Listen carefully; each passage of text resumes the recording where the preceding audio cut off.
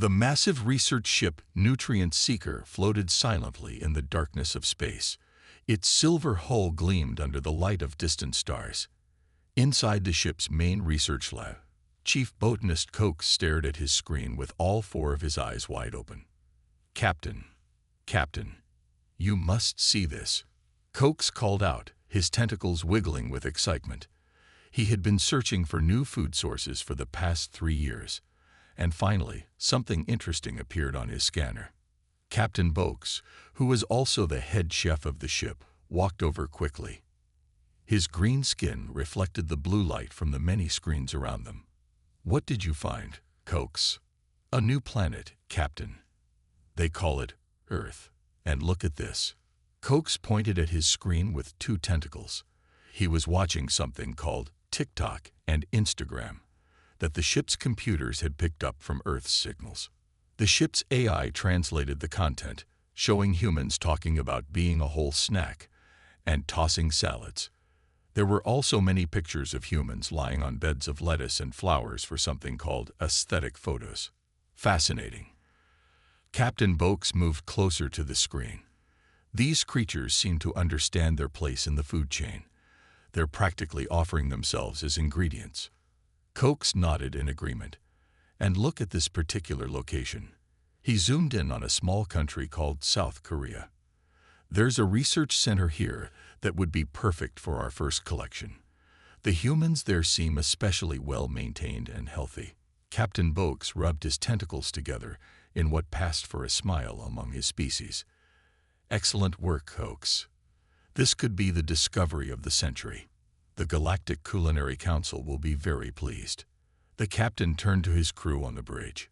"Set a course for these coordinates. We'll start with a small sample, maybe 2 or 3 humans. We don't want to be greedy." As the ship changed direction, Coates continued studying the human social media feeds. He was particularly interested in how humans kept posting about looking like a snack and being good enough to eat.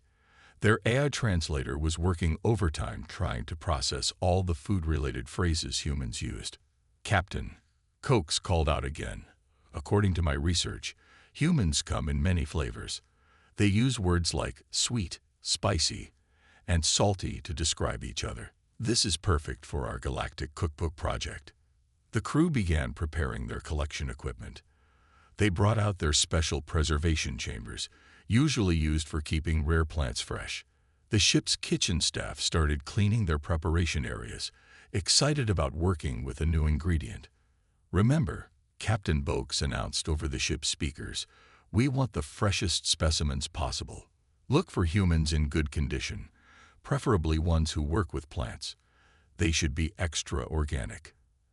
As they approached Earth's atmosphere, the ship activated its cloaking device. They didn't want to cause panic among their future ingredients. The crew watched through the ship's windows as the blue planet grew larger.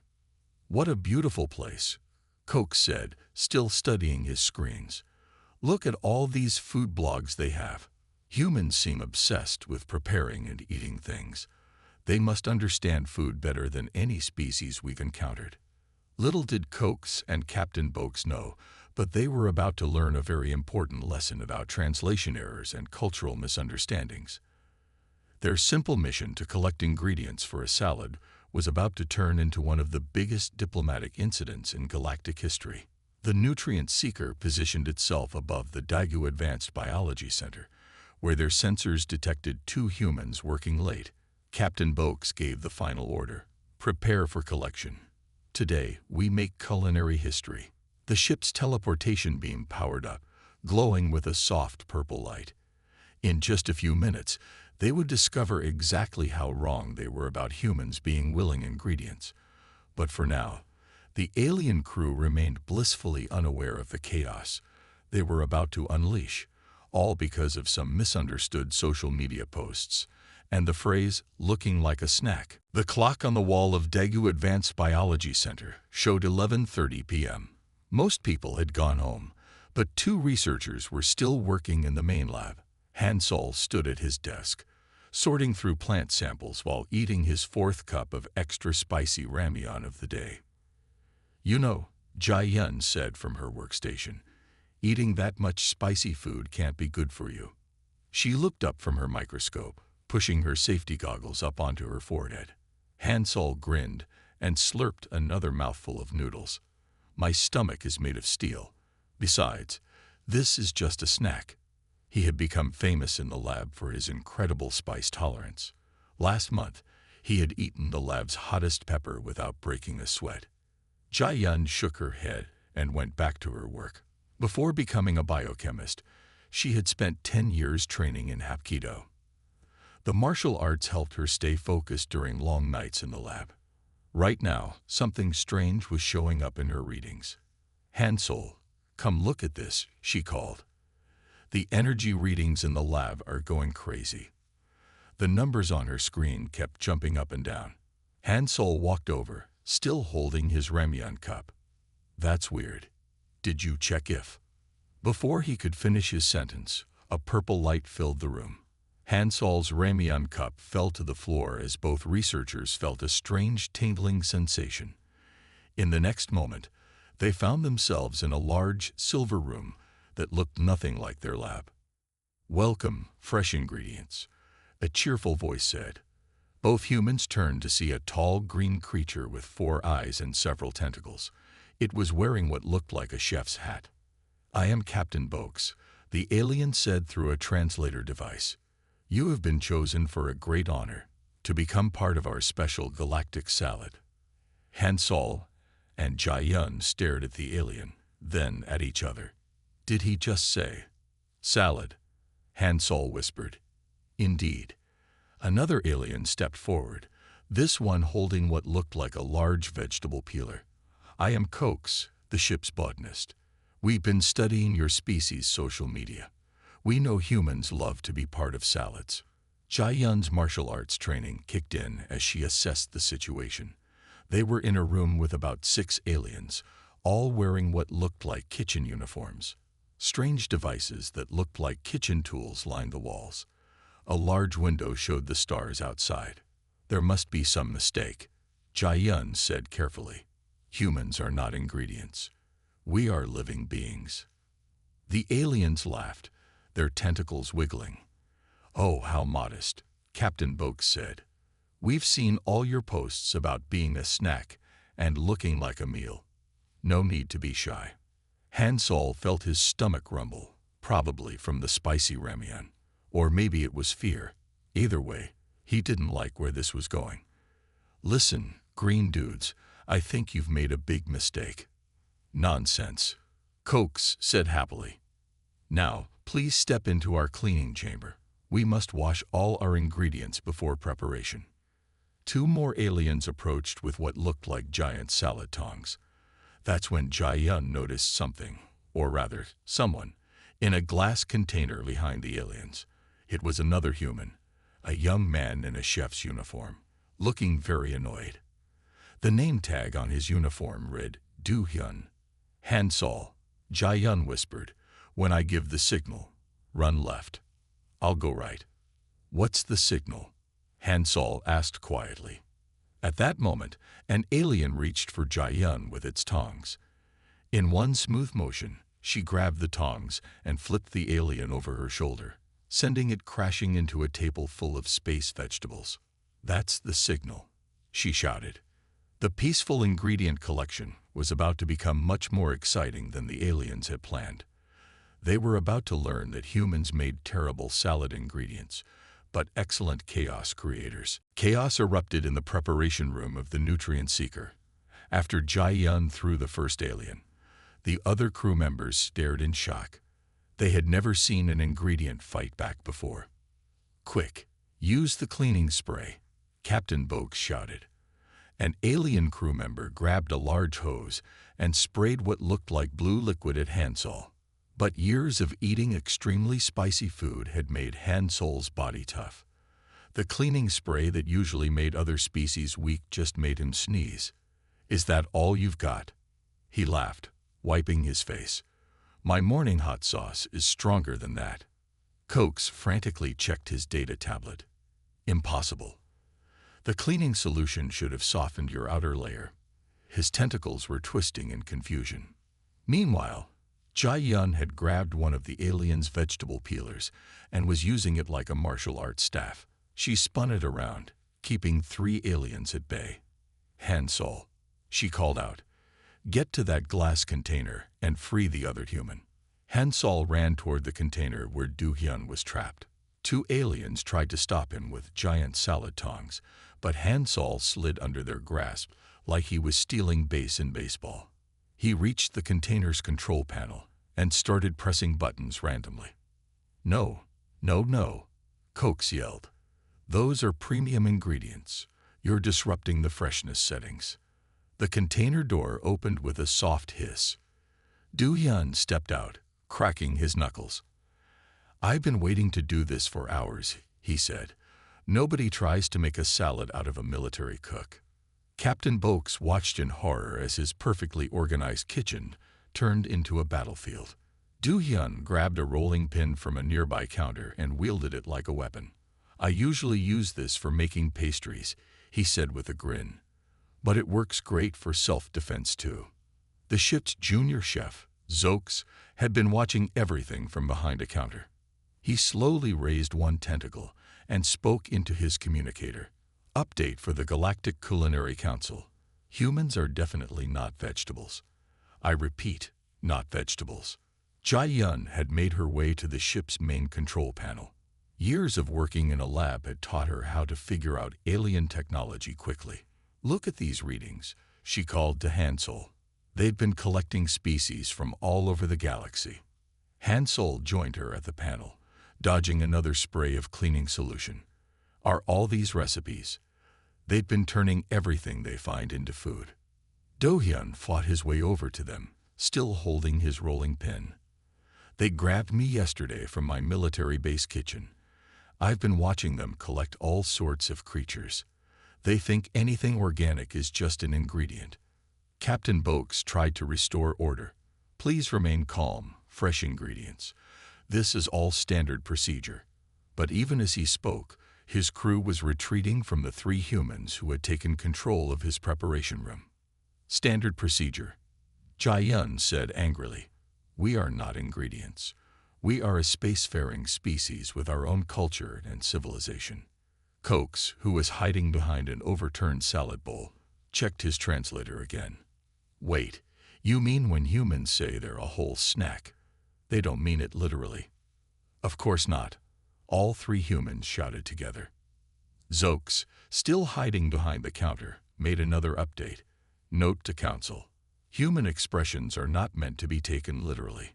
Also, they are surprisingly good at weapons improvisation. The tall one just turned our salad spinner into some kind of defense shield." The aliens were learning some valuable lessons. Not everything organic was meant to be eaten. Human idioms were very confusing, and most importantly, some ingredients fought back. But this was just the beginning of their problems. They hadn't even realized that Han Sol had found the ship's communication system, and he was already sending messages to Earth about their location. The Great Salad Disaster was about to become an intergalactic incident. After taking control of the preparation room, Han Sol, Jai Yun, and Du Hyun made their way through the ship's massive hydroponics section. Rows of strange plants stretched as far as they could see, glowing under purple lights. "This is like no greenhouse I've ever seen," Han Sol said, looking at plants that seemed to move on their own. Some had leaves that glowed in the dark, while others changed colors as they walked past. Jai Yun stopped at a control panel, her fingers flying over the alien symbols.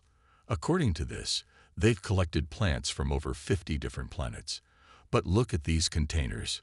She pointed to large glass tubes that lined the walls. Do Hyun moved closer to one of the tubes and gasped. Inside was a creature that looked like a cross between a rabbit and a tree. It was clearly alive and conscious. "They're not just collecting plants," he said. "They're collecting living beings they think are plants." Suddenly, alarms started blaring throughout the ship. Captain Boakes' voice came over the speakers. "Alert! The new ingredients are loose in the hydroponics section. Guard the rare specimens." "Quick," Jai Yun said, We need to free these creatures before more aliens arrive. She started pressing buttons on the control panel, trying to open the containment tubes. Han Solo looked at the signs next to each tube. Thanks to the ship's translation system still working, he could read them. Listen to this. Premium salad toppers, exotic garnishes, living seasonings. They think everything that grows is just food. Do-hyun, using his military training, kept watch at the door. We've got company coming. Sounds like a lot of feet, or tentacles. The first tube opened with a hiss. The rabbit tree creature hopped out, bowed to them in thanks, and quickly scampered away through a ventilation duct. One by one, more tubes began to open. Hey, look at this little guy, Han Solo said, helping what looked like a glowing mushroom with eyes out of its tube. The creature squeaked happily and bounced away. Jae-yun was reading through the ship's files as she worked. This is incredible. Some of these species are highly intelligent. The aliens just assume that because they photosynthesize or grow from the ground, they must be food. A group of floating flower-like beings drifted out of their tubes, singing a beautiful song of thanks. A small creature that looked like a walking carrot helped another that resembled a potato with wings. The aliens are almost here, Do-hyun warned. He had found a drawer full of kitchen utensils and was holding a large soup ladle like a weapon. We need a plan. Jae-yun looked up from the control panel with a smile. I've got one. Han Solo, remember how you always complain that the lab ventilation can't handle your spicy food? Han Solo grinned. Are you thinking what I'm thinking? The ship's air circulation system. Jae-yun nodded.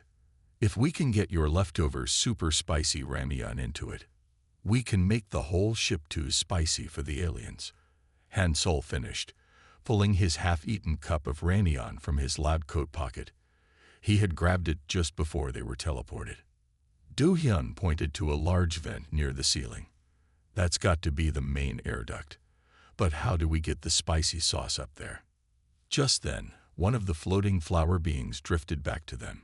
It gestured to Han Solo's ramyeon cup, then to itself, then to the vent. I think it wants to help, Jae-yun said.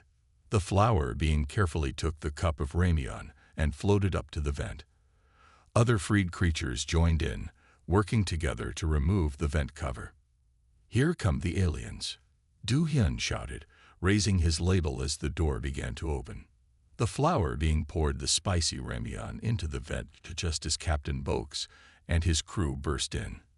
Within seconds, the ship's ventilation system spread the spicy particles everywhere. The aliens' eyes began watering. What is this burning sensation? Coax cried out, all four eyes blinking rapidly. That, Han Solo said proudly, is the taste of freedom. The Great Escape had turned into a great spicy revolution, and it was only getting started. The spicy ramyeon attack had bought the humans and their newly freed allies some time, but Captain Boaks wasn't giving up. He ordered his crew to put on protective masks and grab their kitchen equipment. If these ingredients want to fight, the captain said, waving a large whisk, then we'll show them how we tenderize tough specimens. Do-hyun looked around the kitchen where they had retreated. His military cooking experience was about to become very useful. Quick, he said to Han Solo and Jae-yun, grab anything we can use. The kitchen was huge, with shiny metal surfaces everywhere. Jae-yun found a cabinet full of what looked like normal kitchen tools, but they all glowed with strange energy. These must be their advanced cooking equipment, she said, picking up a glowing rolling pin. Han Solo had discovered something even better, the ship's spice storage room. Guys, you won't believe what they keep in here. He emerged carrying containers of powders and liquids from across the galaxy. The first wave of alien chefs burst through the door, armed with electric whisks and laser peelers. Surrender, fresh ingredients, they shouted. I don't think so, Do-hyun said calmly. He had spent years cooking for hungry soldiers. Now he was going to show these aliens what a military cook could really do. He grabbed 2 frying pans and spun them like weapons. The battle was chaos. Jai Yun used her martial arts skills to dodge laser peeler beams while throwing a handful of alien flour into the enemy's eyes. The flour mixed with their tears from the spicy air, creating a paste that stuck their eyes shut. Hansol had turned the spice collection into weapons. "Try this," he shouted, throwing a pod that exploded into a cloud of something that made the aliens sneeze uncontrollably. Earth spices are nothing compared to this stuff. The freed creatures joined the fight too. The floating flower beings carried plates of slippery oil high above the aliens' heads, creating puddles that made them slip and slide. The rabbit tree creatures used their long ears to grab utensils from the aliens' tentacles. Captain Boakes watched in horror as his kitchen turned into a war zone. Not the premium spice collection. He cried as Hansol used another pod as a smoke bomb. "Those are worth more than this ship." Coates was frantically taking notes on his tablet. "Fascinating. The humans have turned our food preparation devices into defensive weapons. This completely changes our understanding of kitchen equipment." Do-hyun had taken control of one of the advanced stoves. He figured out that it could shoot jets of hot steam, which he used to keep a group of aliens away from the main control panel. "In military cooking school, they taught us to be creative," he said with a grin. "But this is a whole new level." Jai Yun made another discovery. "The freezer," she shouted. "If we can lock them in there, we can trap them without hurting them." Hansol grabbed a bag of what looked like space beans. "Leave that to me." He threw the beans in front of the retreating aliens. The beans instantly grew into long, tangling vines when they hit the floor. As the aliens tripped and stumbled on the vines, Do-hyun and Jai Yun herded them toward the freezer. The freed creatures helped by pushing from behind with serving trays. "This is impossible," Captain Boakes shouted as he slid on a patch of oil. "We are the galaxy's greatest chefs. We cannot be defeated by ingredients." "First lesson of cooking," Do-hyun said as he closed the freezer door on the trapped aliens. "Always respect your ingredients." Zokes, who had been hiding behind a counter again, made one final report. "Update to Galactic Culinary Council. Humans have completely taken over the kitchen. They are using our own tools against us. Request immediate change to classification. Humans are not ingredients." Repeat, not ingredients. The kitchen warfare had ended in victory for the humans and their allies, but they still had to figure out how to get back to Earth, and what to do with a ship full of alien cooking equipment and freed creatures from across the galaxy. The adventure was far from over. News travels fast in space, especially when it involves cooking disasters. Within hours of the humans taking control of the nutrient seeker, an emergency meeting was called at the Galactic Culinary Council headquarters. Nae Young, the council's top food critic, arrived first. She had been enjoying her vacation on a resort planet when the urgent messages started coming in. As she walked into the grand meeting hall, her tablet kept buzzing with updates about the situation. "Let me get this straight," she said to the council members who were rushing around in panic. "Your collection ship tried to turn humans into a salad." The head of the council, a tall blue alien named Pogues, nodded nervously. "It seems there was a small misunderstanding about Earth's social media posts." Nae Young read through the reports on her tablet. Her eyes grew wider with each swipe. "Small misunderstanding. You tried to cook sentient beings, and not just humans. Look at all these other species you've been collecting." The council chamber grew quiet as more members arrived. On the main screen, they could see live footage from the nutrient seeker. Hansol was teaching some of the freed creatures how to play card games in the kitchen. Jai Yun had turned the ship's lab into a meeting room where different species were sharing their stories. Do-hyun was cooking actual food for everyone, showing aliens the right way to prepare meals. "This is the biggest mistake in council history," one member said. "We've been classifying civilizations as ingredients for years." Pokes tried to calm everyone down. "Perhaps we can fix this quietly. Offer them some rare spices as payment and—" "I don't think rare spices will fix this," Nae Young interrupted. She pointed to another screen showing hundreds of spaceships heading toward the nutrient seeker. Those are diplomatic vessels from every species we've ever collected. Meanwhile, back on the ship, Han Solo was teaching a group of floating flower beings how to play poker. No, he said kindly. You can't let your petals glow when you have a good hand. That's what we call a tell. Jai Yun was busy organizing the freed creatures into groups. So your planet has 3 suns? She asked a walking cactus. That's fascinating. And you're not food at all. You're mathematicians. In the kitchen, Du Hyun had started what he called cultural cooking lessons. He was showing some very embarrassed alien chefs the difference between a vegetable and a vegetable-looking alien species. See, he said, holding up a regular carrot. This is food. That walking carrot person over there who's playing cards. Not food. Suddenly, all the screens in the ship lit up. The Galactic Culinary Council was calling. Ne Young's face appeared on the main screen. Greetings, she said, bowing politely. I am Ne Young, Chief Food Critic of the Galactic Culinary Council. I'm here to apologize for this terrible mistake. Terrible mistake. Jai Yun stepped forward. You've been kidnapping species from all over the galaxy. Ne Young nodded sadly. Yes, we're discovering that our collection guidelines need significant updates. Would you be willing to help us fix this situation? Han Solo joined the conversation.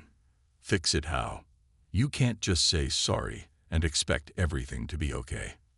Of course not. Ne Young agreed. That's why I'm suggesting we turn this disaster into an opportunity. What if we transformed the Culinary Council into something new? Something that brings species together to share culture and food instead of trying to eat each other. Do Hyun looked up from his cooking. You mean like a galactic cultural exchange program? Exactly. Ne Young said. And given how well you 3 have handled this situation, we'd like Earth to help lead this new initiative. The humans looked at each other.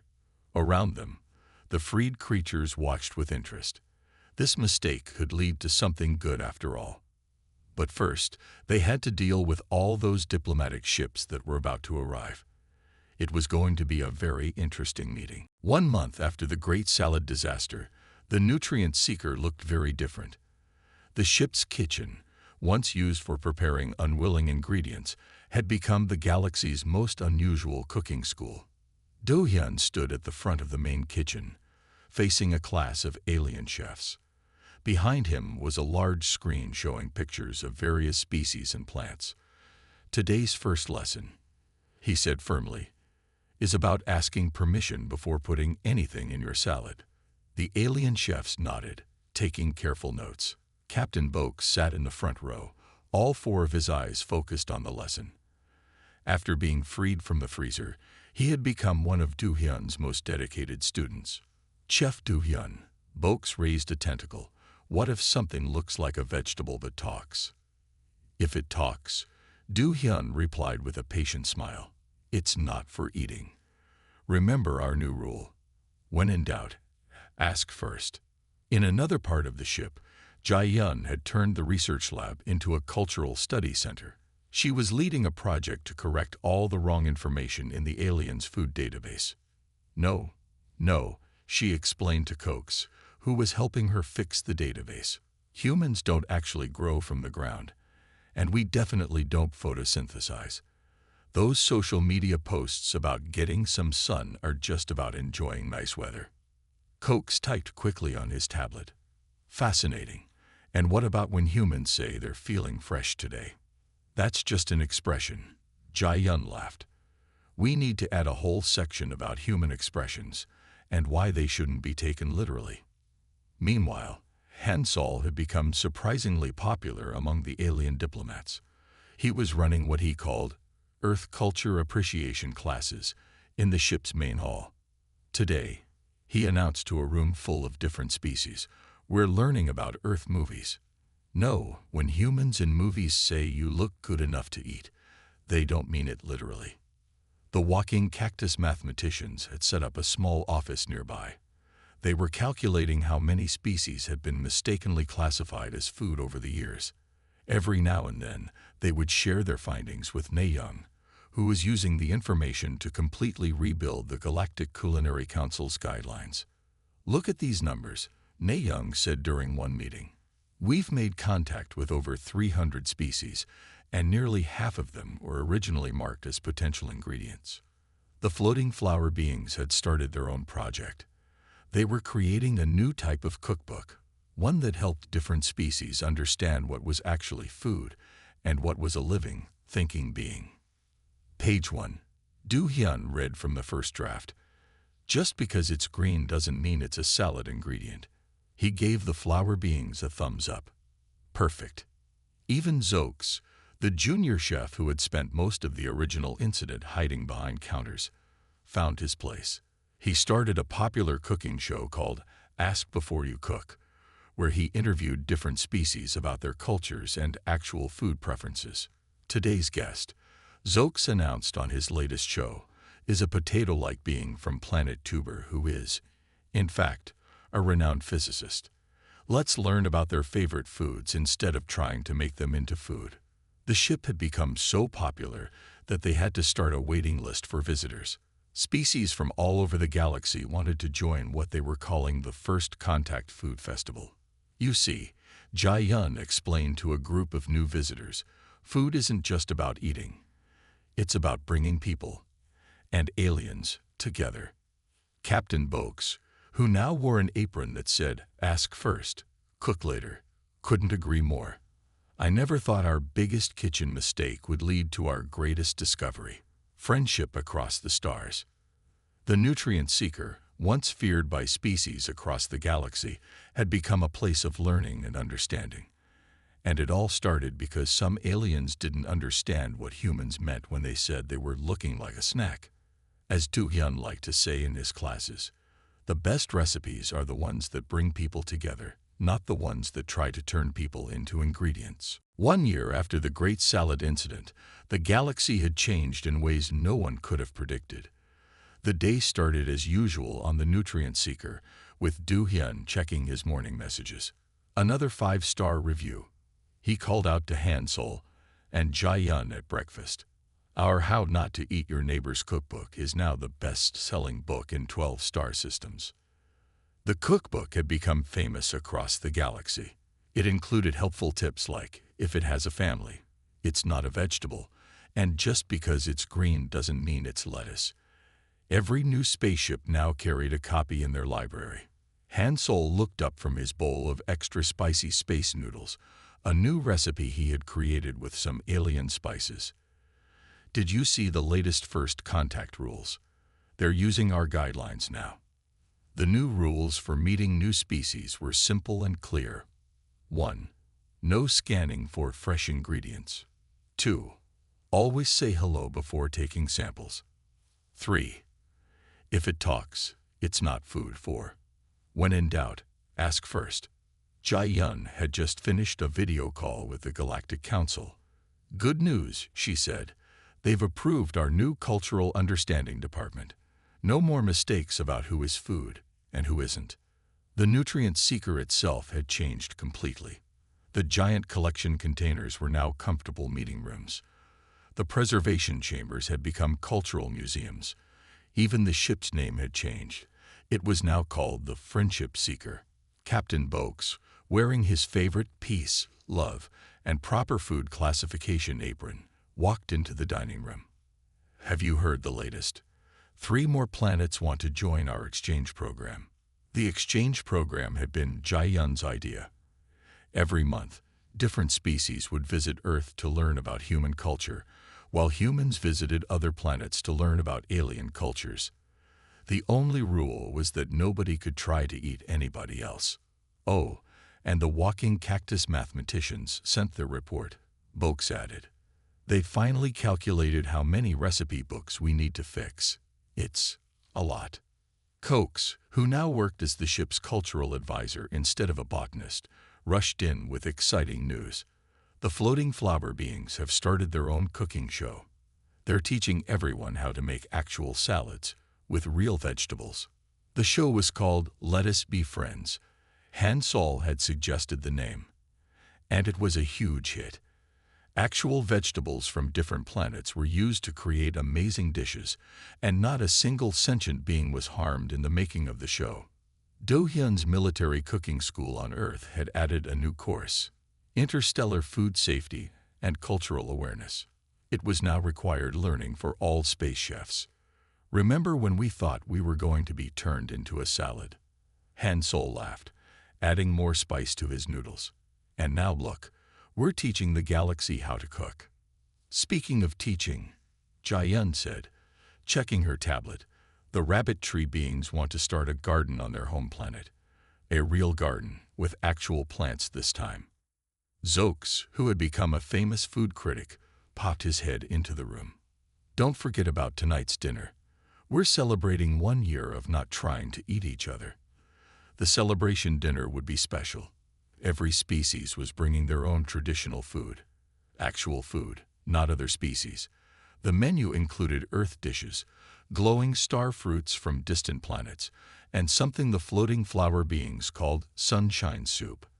As everyone prepared for the party, Nae-young arrived with more good news. The council has officially changed its name, she announced. We're now the Galactic Cultural and Culinary Exchange. That evening, as beings from across the galaxy gathered to share food and stories, Han Sol raised his glass for a toast. To the biggest mistake that turned into the best thing that could have happened. To friendship, everyone cheered. And to proper food classification, Captain Boakes added, making everyone laugh. The great salad disaster had turned into something wonderful. It proved that even the biggest mistakes could lead to positive changes, as long as everyone was willing to learn, understand, and most importantly, stop trying to eat each other. And somewhere in the ship's kitchen, posted on the wall, was a new sign that summed it all up perfectly. Food brings us together. As friends, not ingredients.